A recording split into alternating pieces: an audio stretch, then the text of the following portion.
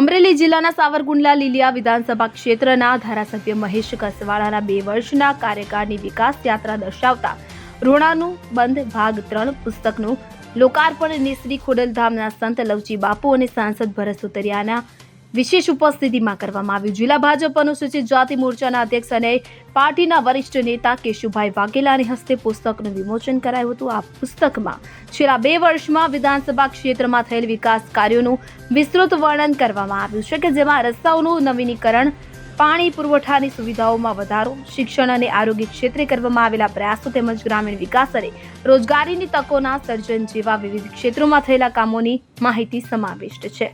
આ દરમિયાન સાંસદ ભરત સુતરિયાએ પુસ્તકને અનુકરણીય અને સરાહનીય ગણાવ્યું અને જણાવ્યું કે તેઓ પણ આ પુસ્તકથી પ્રેરણા લઈને આવનારા દિવસોમાં વિકાસનું સર્વે રજૂ કરશે. લવજી બાપુએ ધારાસભ્ય કસવાળાને આશીર્વાદ પાઠવ્યા અને ભવિષ્યમાં વધુ વિકાસ કાર્યો માટે શક્તિ મળે તેવી શુભેચ્છા વ્યક્ત કરી હતી. ત્યારે કાર્યક્રમમાં સાવરકુંડલા લીલિયા વિધાનસભા ક્ષેત્રના પ્રતિષ્ઠિત વેપારીઓ, બુદ્ધિજીવીઓ, વિવિધ શૈક્ષણિક અને સામાજિક સંસ્થાઓના ટ્રસ્ટીઓ, જ્ઞાતિના આગેવાનો, ભાજપના ચૂંટાયેલા પ્રતિનિધિઓ અને મોટી સંખ્યામાં ગ્રામજનો ઉપસ્થિત રહ્યા હતા.